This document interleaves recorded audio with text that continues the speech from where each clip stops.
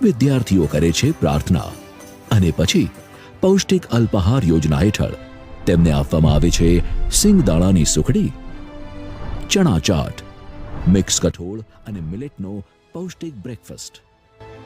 વિદ્યાર્થીઓને વય જૂથ પ્રમાણે પૂરતી કેલરી અને પ્રોટીન સહિતના પોષક તત્વો મળી રહે તે પ્રકારે આ અલ્પાહારનું આયોજન કરાયું છે.